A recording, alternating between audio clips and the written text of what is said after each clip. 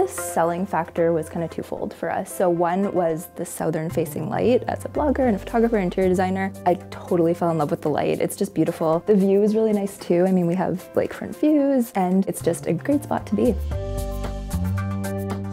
Being a rental apartment, there were definitely some restrictions. Ideally, I would have ripped up the parquet flooring. That wasn't in the cards. Same thing with the layout. There's columns, there's all these things that proved a little bit challenging. We originally wanted to wallpaper the bump out in the office, but not only was it not very cost effective, but we didn't really want to broach that topic with our landlord, who has been really wonderful, so we decided to paint instead.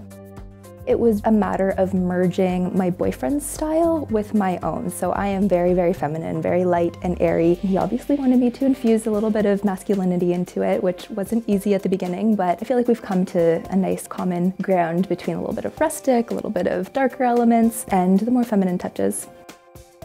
We were on a bit of a budget, so we did rely heavily on DIY projects. My boyfriend built a custom bookshelf made out of pipes, which was this sculptural element. We found a lot of pieces on Craigslist. We relied on items that were passed down from our family members that we would repaint and add new hardware. And then we, of course, splurged on a few higher-end pieces, so things like rugs, and lighting is huge for me. So it's definitely a mix of the high and the low, for sure.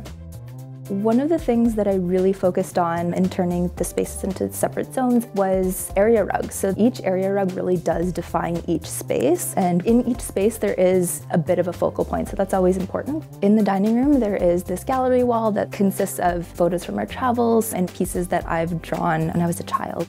In the living room, we have a really beautiful, simple mirror above the fireplace. And for the office, there's a little bit of a bump out in the wall. So we painted some stripes and creates this bold, functional area that really stands out on its own.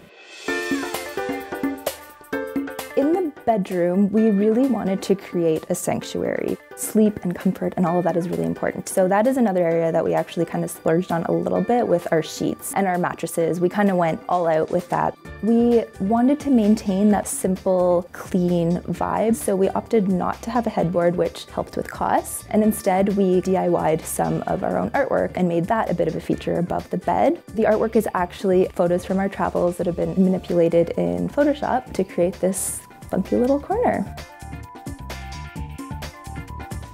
It's never done. I'm constantly arranging and rearranging. The layout is pretty set, but I'm itching to make some changes. Every season I replace the throw cushions. I've even replaced rugs. I have design ADD and I'm always looking to do something else.